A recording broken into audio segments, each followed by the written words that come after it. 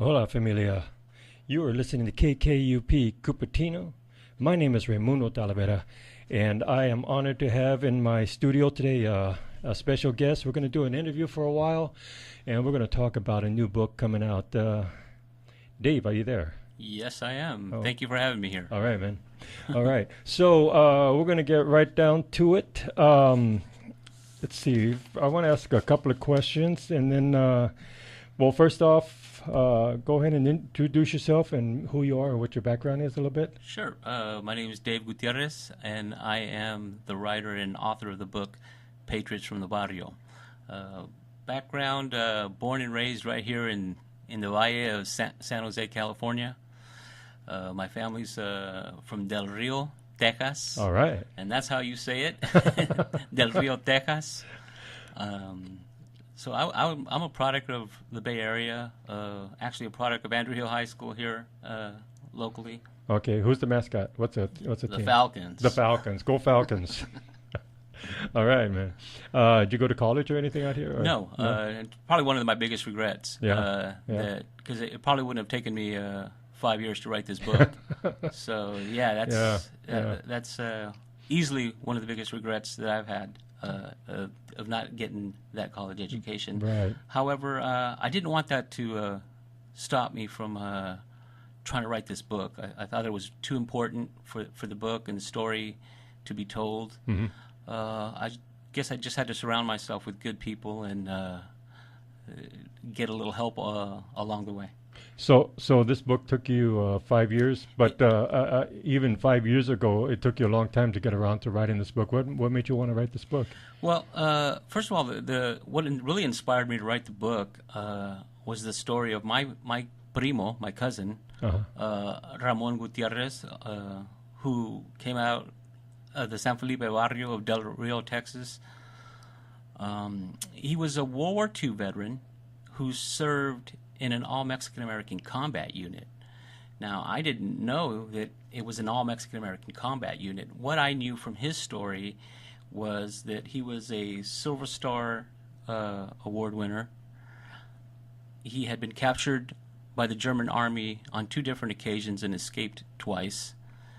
He was decorated for valor by the Soviet Union, one of only a handful of Americans to be decorated for valor by the Soviet Union during World War II.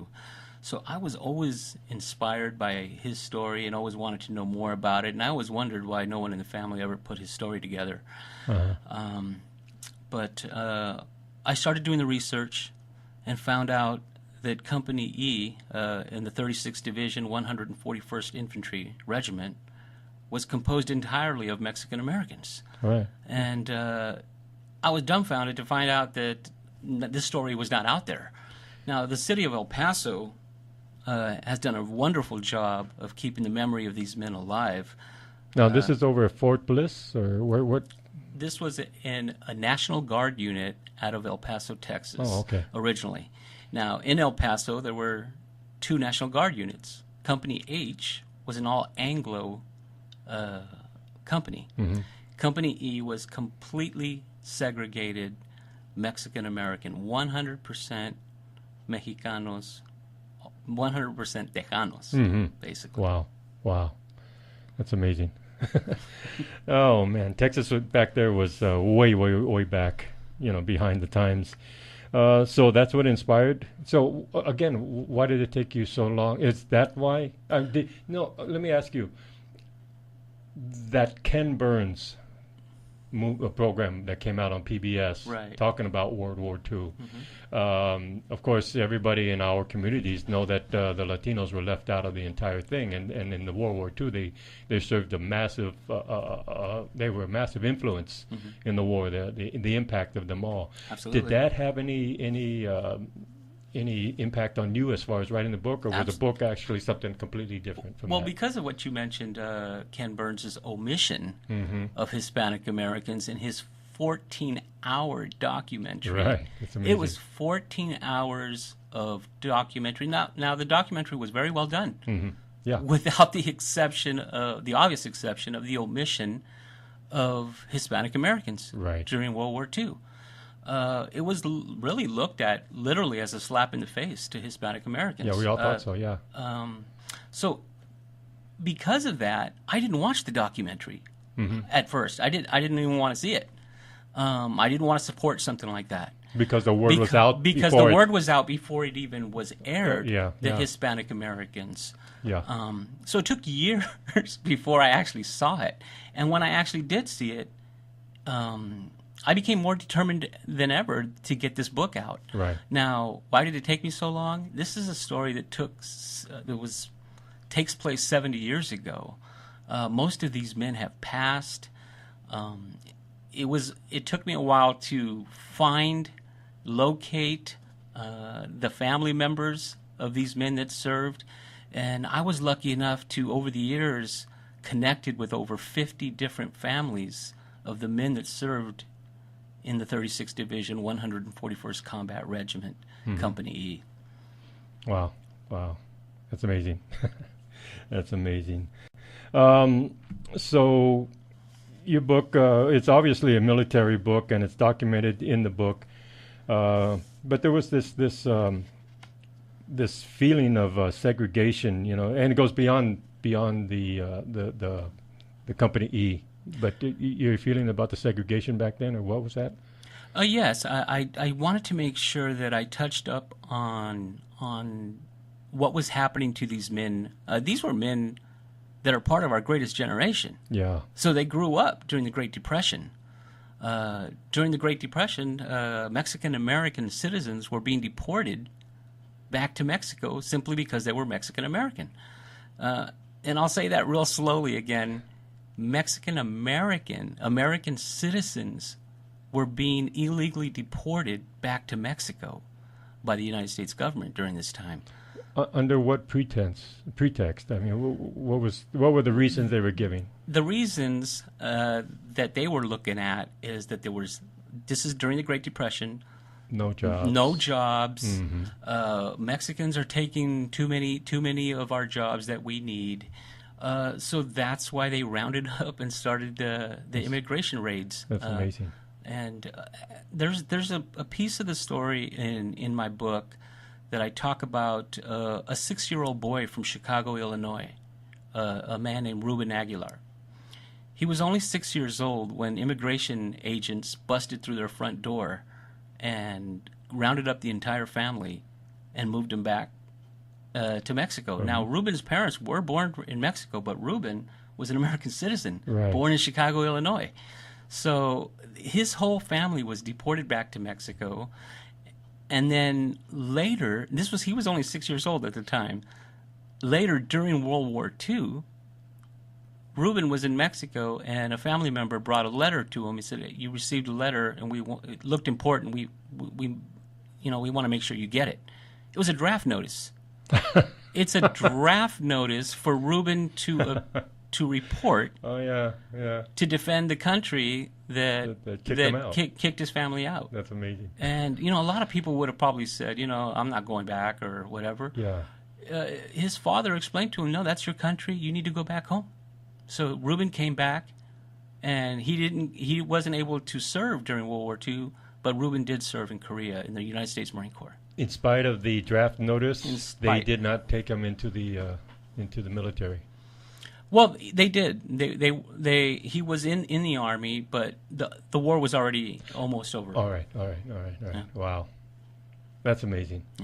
I mean the way these tight little connections got twisted around. That is amazing. Right. So I do talk a little bit about the repatriation that happened during the Great Depression. Now, this was going on throughout the country. You say absolutely. This guy Ruben was from Chicago. That's correct. And so they were doing it all over the country. Not just Texas, not just California. This was happening. Wow. All over the United States. Wow. And then you take a look at it, and the United States government was looking at the Mexicans as a problem during the Great Depression. Mm-hmm. And what happened was during World War II, we had the Bracero program, where the United States government was asking Mexico, after they deported nearly 2 million Mexican Americans to back to Mexico, now they were asking for help because There was nobody there to do the farming. Everybody was in the war effort. Yeah, If they yeah. weren't in the military, everybody was working in factories and so forth during the war effort. And now, the Bracero program, the United States government was looking at them now as the solution Yeah. to the problem. I'd heard about the Bracero program, but I didn't know about the repatriation A process lot of that was people going don't. on. A lot of people Wow. don't know that, and here's a good reason. In 2006, there was a study done on the textbooks that are being taught to our children in our Sure. schools. Yeah, yeah.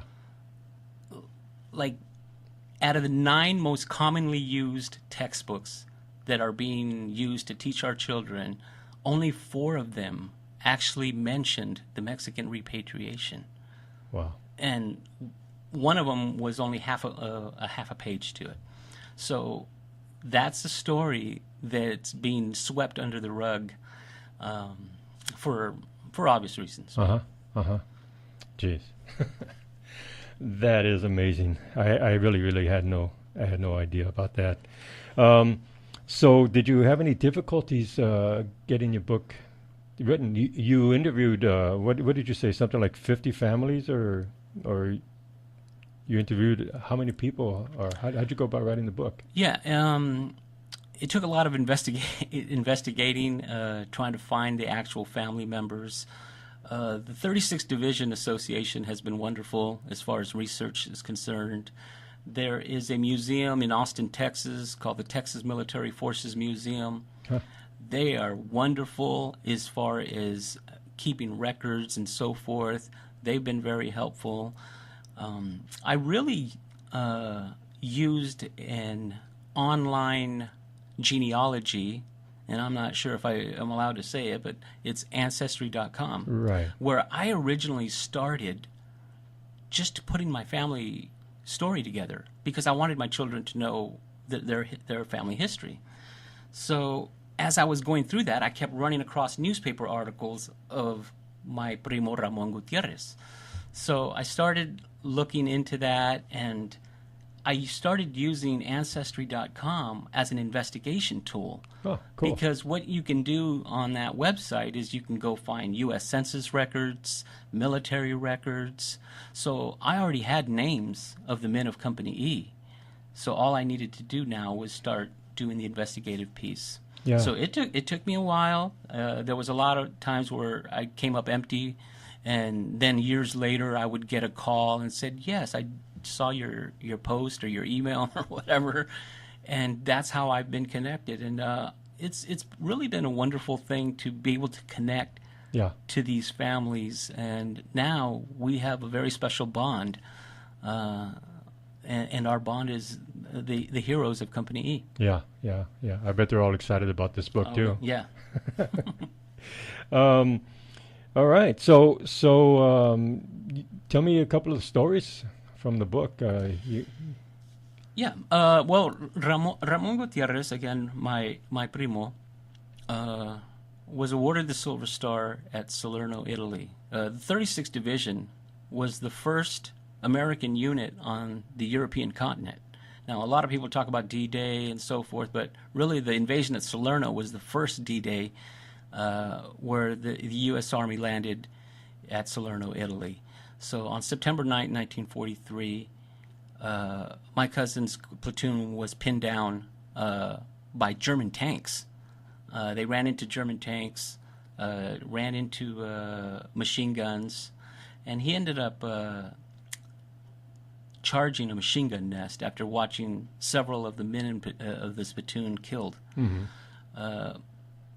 He charged the machine gun nest. He was shot in the arm, lost his rifle. He continued to charge the machine gun nest without a rifle and silenced the machine gun with hand grenades and ended up killing the last German soldier in hand-to-hand combat. Wow. So he was awarded the Silver Star for that action at Salerno, Italy.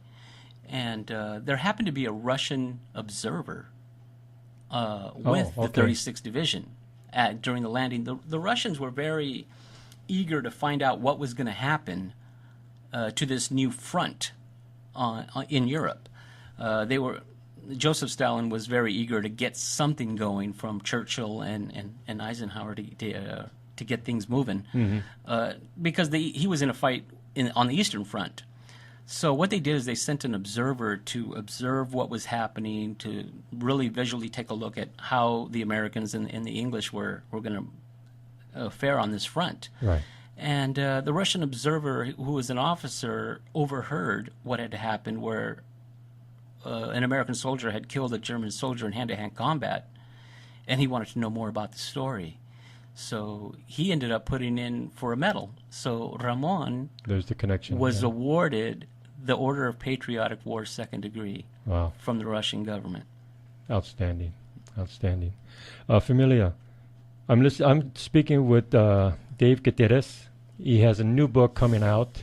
It's called Patriots of the Barrio, and we're talking about the especially Company E and the segregation that was going on at that time. We're going to take a quick break here, and then we're going to come back and close it up with some more comments with Dave Gutierrez. All right, familia, we're back. I'm back with Dave Gutierrez again. We're talking about his new book, Patriots of the Barrio, about Company E. Hanging out over. It's the National Guard, originally National Guard unit from El Paso, Texas. And I want to give a shout out to Pedro de la Rosa, and thank you for the words. And Familia, I think what we're going to do is after the interview, maybe I can get Dave to stick around, maybe answer a couple of phone calls, because some of you seem to want to talk about this whole thing. But we want to get this interview together, and we'll close it up with just a few more words from Dave. So. Dave, number one, how can they get the book? Well, the book is... I'm sorry. Here we go. Okay. The book is available currently through Amazon.com and a number of online bookstores. It's also available through my self-publishing company, Xlibris, and that is spelled Xlibris. And you can look them up also. It's Xlibris.com bookstore. Or you could also, and here's what I'll do, is people that will email me directly, I will give a discount to the book if they mention KKUP. And my email address is sjgutierrez, and that's Gutierrez @yahoo.com. Okay, and I'm gonna keep that information here at the studio, so that during the show today, if you want, you can call me, and I'll get you how to get the book. And we were speaking earlier with Jimmy Jam, and he and Dave are going to get in communication on possible book signing over at the Time Warp store at the Pulga. Anyway, so there you go, and then we'll repeat that information on how to get the book. Any message that you'd like to send to the people that about your book? Or? Yes. Basically, this book is about Mexican American Combat Unit. Now, we've all read books, seen movies of the all-African Buffalo Soldiers, the all-Japanese Nisi soldiers who were in the 442nd. There's been books and movies about the Tuskegee Airmen. This book is completely dedicated to the Mexican American Combat Unit in World War II. And I thought it was a very important book for the Hispanic community to rally around. This is our story. It is the story of the men of Company E. And I thought it was just too important for this story not to be told. It's taken 70 years for this story to be told. And I just don't think we can wait any longer, and we need to let the mainstream media get behind this as well. Go on. Yeah, it always seems that we're the last to be heard from, but our story is probably like I said earlier, the biggest impact during the war. I mean, you can't ignore the presence of the Latino, the Hispanics during the World War II for sure. Yeah. I look at it as a huge opportunity, and I say opportunity as an opportunity of improvement. We really, as Hispanic Americans, have got to get a little better at documenting our own history. This one story is an example of that it's taken 70 years for someone to come around and actually write the book. So I think we need to do a little better job of documenting and recording our own history. Because if we don't, and this is a good example of that, no one's going to be falling over themselves to write our own story. Exactly. Our stories. So we really need to, and if I can inspire one young Hispanic person to write a book, then it will be well worth it. There was one of the callers made mention of some river, the River Russian or some...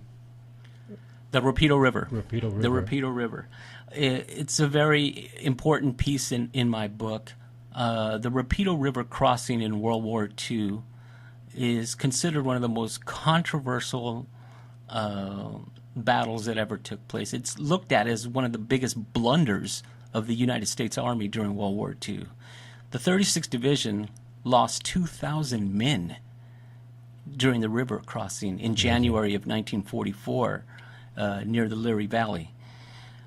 My primo Ramon, I had mentioned he was captured twice. The first time he was captured was at the Rapido River, as was several of the men of Company E, who'd spent 15 to 16 months in German prison camps because of it. So yeah, it's a big piece of the story. It's actually the climactic part of the book. All right. Wow. Yeah, generals. Who knows the reasons why they do the things they do. Well, Dave, I want to thank you so much for coming in. This is I must say that I saw you with my good friend Davian Trujillo, and on the Comunidad de Valle program, and at that point I knew that I had to make some kind of connection with you, and do my part to bring your book out into the especially seniors from San Jose, and let the people of San Jose know that you're here. Well, thank you very much. I really appreciate it. It's really going to be a wonderful book, and I have to admit, I was hoping to be able to read some of it before the program, so I could have a little more educated view of the whole thing and speak better about it. But the printing went a little bit slow, and so it's just barely coming out.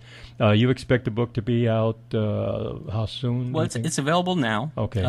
My initial shipment will arrive this Thursday. Okay. But I do have my author copies with me that were just sent to me this week. Okay. But yeah, if people place orders, Amazon.com has the green light to ship. All right. And somehow in there, if you can put the mention of KKUP, great. Really great. All right, familia. Again, thank you, David. Thank you. And we're going to get on. We're going to close this up, and we're going to start getting on with our show here at KKUP.